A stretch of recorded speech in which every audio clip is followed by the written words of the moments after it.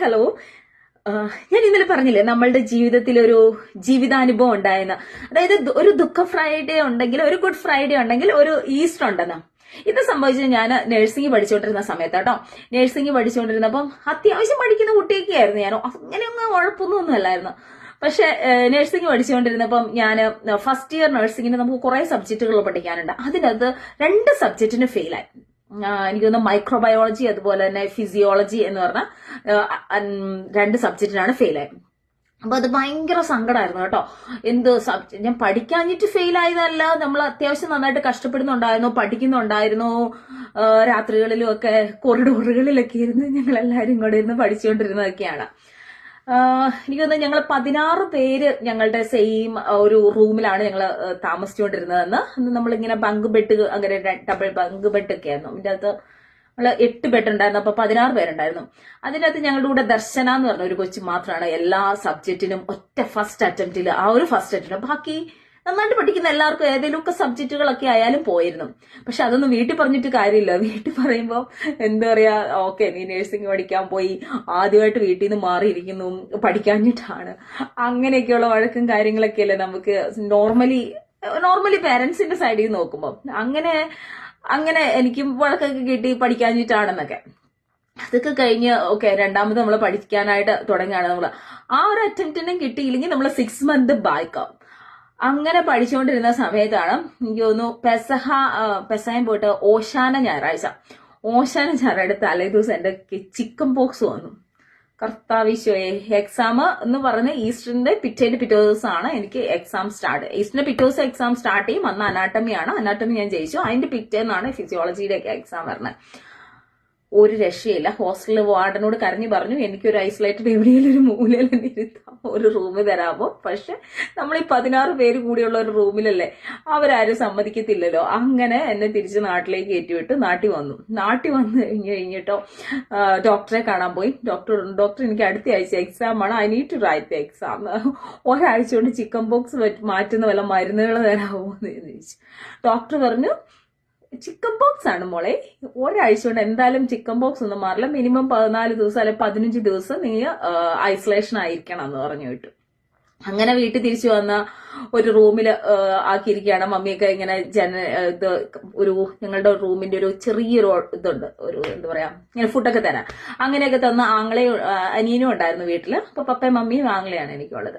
അങ്ങനെ ഫുഡൊക്കെ തന്ന് കഴിച്ചു. പക്ഷെ എനിക്ക് ഭയങ്കര സങ്കടമായിരുന്നു. മമ്മിയാണെങ്കിലും ബുക്ക് പോലും എനിക്ക് പഠിക്കാനായിട്ട്, കാരണം നമ്മൾ പഠിച്ചു കഴിഞ്ഞിട്ടുണ്ടെങ്കിൽ ചിക്കൻ പോക്സിന്റെ സമയത്ത് നമ്മൾ കണ്ണ് സ്ട്രെയിൻ ചെയ്താൽ കണ്ണിനൊക്കെ പ്രശ്നമാവും എന്നൊക്കെ പറഞ്ഞിട്ട് എനിക്ക് പഠിക്കാനുള്ള ബുക്കോ ഒന്നും സമ്മതിക്കുന്നില്ലായിരുന്നു. ആ റൂമിൽ തന്നെയായിരുന്നു. അപ്പം ഈ ഒരു വലിയാഴ്ചയാകുമ്പം എല്ലാവരും പള്ളിയിൽ പോകും. പെസഹായിക്ക് അങ്ങോട്ടും ഇങ്ങോട്ടൊക്കെ നമ്മുടെ വീട്ടിൽ അങ്ങോട്ടും ഇങ്ങോട്ടും കസിൻസും അങ്ങോട്ടും ഇങ്ങോട്ടും വീടുകളിൽ പോകായിരുന്നു. അപ്പൊ അവരെല്ലാം അങ്ങനെ പോയി. അപ്പൊ ഞാൻ തന്നെ വീട്ടിലിരിക്കുകയാണ്. പക്ഷെ എപ്പോഴേക്കോ ആയിട്ടൊരു ദൈവത്തിനോടുള്ള ഒരു വിശ്വാസവും ഒരു പ്രാർത്ഥനയൊക്കെ എന്റെ ഉള്ളിൽ ചെറുപ്പം തൊട്ടുണ്ടായിരുന്നു. അങ്ങനെ ആ സമയത്ത് ഇവരെല്ലാം പള്ളിയിൽ പോയ സമയത്ത്, പ്രത്യേകിച്ച് ഗുഡ് ഫ്രൈഡേയുടെ അത് തോന്നുന്നു, ഞാൻ ഈശോയുടെ അടുത്ത് ഒത്തിരി കരഞ്ഞു പ്രാർത്ഥിച്ച ഒരു ദിവസമാണത്. ഈശോയെ, നീ ലാസറിനെ ഉയർപ്പിച്ചു, ഒത്തിരി കാര്യങ്ങൾ, കുഷ്ഠരോഗികളെ സൗഖ്യപ്പെടുത്തി, അതുപോലെ തന്നെ ഒത്തിരി അത്ഭുതങ്ങൾ നീ നിന്റെ ജീവിതത്തിൽ ഒത്തിരി അത്ഭുതങ്ങൾ ചെയ്തതായിട്ട് നമുക്ക് ബൈബിളിൽ വായിച്ചിട്ടുണ്ട്. ഈശോയെ, എന്റെ ജീവിതത്തിലും ഇതുപോലൊരു അത്ഭുതം നിനക്ക് നടത്താനായിട്ട് പറ്റുമെന്ന് ഞാൻ വിശ്വസിക്കുന്നു. ഇപ്പത്തെ എന്റെ ഈ ചിക്കൻ ബോക്സ് എന്ന് പറയുന്നത് ഞാൻ പൂർണ്ണമായിട്ട് വിശ്വസിക്കുന്നു. നീ എനിക്കൊരു പീഡാസഹനത്തിലൂടെ കടത്തി വിട്ടതാണ്. അന്നത്തെ കാലത്ത് ആ ഒരു എന്തോ ഒരു വിശ്വാസത്തിലൊക്കെ പ്രാർത്ഥിച്ചാണ്.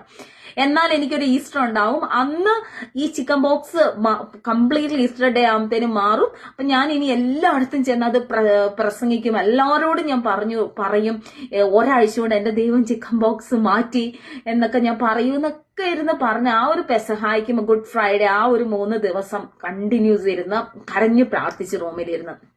പപ്പയും മമ്മിയൊക്കെ എല്ലാവരും ഇങ്ങനെ നമ്മള് ഇതിനൊക്കെ കുരിശിന് വഴിക്കും കാര്യങ്ങൾക്കൊക്കെ പോകുന്നത് വളരെ വലിയ അത്ഭുതം എന്ന് തന്നെ പറയാം. Praise Lord. ഈസ്റ്റർ ആയപ്പോഴത്തേനും എന്റെ എല്ലാ കുരുക്കളും എല്ലാം നന്നായിട്ട് കഴിഞ്ഞ് അന്ന് രാത്രി തന്നെ, അന്ന് വൈകിട്ട് തന്നെ ഞാൻ കുളിച്ച് അന്ന് രാത്രിയിൽ ഞങ്ങൾ തിരിച്ച് ബാംഗ്ലൂരിലേക്ക് കയറി. തിങ്കളാഴ്ച രാവിലെ ഈസ്റ്ററിന്റെ രാത്രി കയറി തിങ്കളാഴ്ച രാവിലെ ആയപ്പോഴത്തേക്ക് ഞാൻ അവിടെ എത്തുകയും അതുപോലെ ഹോൾ ടിക്കറ്റ് മേടിച്ച് ചൊവ്വാഴ്ച ഫസ്റ്റ് എക്സാം എഴുതാനും എന്നെ ദൈവം അനുഗ്രഹിച്ചു. Praise Lord. ദൈവം അനുഗ്രഹിക്കട്ടെ, എല്ലാവരും അനുഗ്രഹിക്കട്ടെ. അപ്പം ചില സമയങ്ങളിൽ ഇങ്ങനെയാണ്, ഭയങ്കര അത്ഭുതമാണ്. ലോകം പറയും, മെഡിക്കൽ സയൻസ് പറയും, എല്ലാവരും പറയും ചിക്കൻ ബോക്സ് ഒന്നും ഒരാഴ്ച കൊണ്ട് മാറില്ല എന്ന്. പക്ഷെ അതായിരുന്നു എന്റെ ഒരു ജീവിതത്തിൽ ഒരു എൻകൗണ്ടറോ അല്ലെങ്കിൽ എന്താ പറയാ ഒരു ടേണിംഗ് പോയിന്റ് എന്നൊക്കെ പറയാം കേട്ടോ. അത് ആ ഒരു വിശ്വാസത്തെ ഒരു പടിയിൽ നിന്ന് ഒരു ഹയറിലേക്ക് എത്തിയ ഒരു സംഭവമാണ്.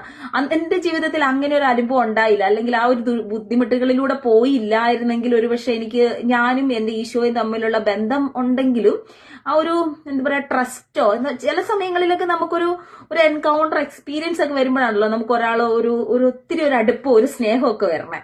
ആ ഒരു ഇതിലേക്ക് ഒരുപക്ഷെ വരാനൊക്കെ ആയിട്ട് എനിക്ക് സാധിക്കുമായിരുന്നു എന്ന് എനിക്ക് അറിഞ്ഞുകൂടാ.